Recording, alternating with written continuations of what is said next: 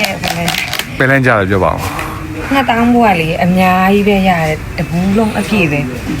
ကျမကတော့မန်းလေးမှာဒီနေ့အစားအသောက်တွေပတ်စားရနေပေါ့နော်အမှဟိုလန်းကြောက်သွားတာကြည့်ပါဦး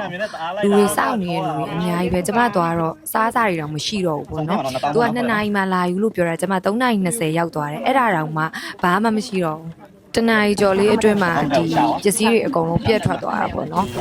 နောက်မှလာတဲ့လူတွေဆိုမရဘဲနဲ့ပြန်သွားတဲ့လူတွေတောင်ရှိသေးတယ်အဲ့တော့စားချင်တဲ့လူတွေဆိုလို့ရှိရင်တော့ဖုန်းကိုကြိုပြီးတော့ပေါ့နော်ဆက်ပြီးတော့မှသွားစားမှအဆင်ပြေမယ်ချောဆိုလို့ရှိရင်ရန်ကုန်ကနေစထွက်တဲ့နေ့ကလေးကနေဖုန်းဆက်တာတောင်မှ2ရက်ကြာ3ရက်မြောက်နေ့မှအော်ဒါတင်လို့ရတယ်ပေါ့နော်အဲ့တော့ဒါကပထမနေ့မှာ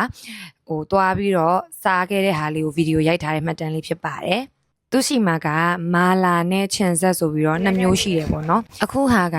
ချောမာလာကိုဝယ်လာတာပေါ့နော်နောက်နေ့တရက်တင်တန်းသွားတက်တော့ချင်ဆက်လေးကိုစားပြစ်ခဲ့ပေါ့နော်ချင်ဆက်နဲ့မာလာဆိုလို့ရှိရင်ချောရဲ့တူးတဲ့ကြိုက်ဆိုရင်မာလာလေးကိုပူကြိုက်တယ်အရသာကတော့2မျိုးစီကောင်းပါတယ်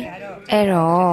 ကျမကသွားလဲဝယ်စားထားတယ်ပေါ့နော်တင်တန်းလဲတက်ထားတယ်တင်တန်းဆင်းပြီးတော့တန်းပြီးမဖွင့်နိုင်တာအားနာပါတယ်ချောအချိန်ခဏလေးစောင့်ပေးပါပေါ့နော်ချောနောက်ပိုင်းကျလို့ရှိရင်တော့ဒီဆိုင်လေးဖွင့်ဖို့ရှိပါတယ်ချောတရားဥပဒေတယောက်လာမေးကြတယ်ပေါ့နော်အဲ့အတွက်အားပေးခြင်းတဲ့အတွက်အများကြီးပဲကျေးဇူးတင်ပါတယ်ချောဆိုင်ဖွင့်လို့ရှိရင်တော့လာအားပေးပါလောလောဆယ်ကတော့မဖွင့်ဖြစ်သေးဘူးပေါ့နော်ဖွင့်နေဆိုလို့ရှိရင်ချောဒီတရားဝင် Facebook မှာဖြစ်ဖြစ်ဒီ TikTok မှာပဲဖြစ်ဖြစ်ပြန်ပြီးတော့ပြောပြပါမယ်နော်အဲ့တော့အားလုံးကိုကျေးဇူးတင်ပါတယ်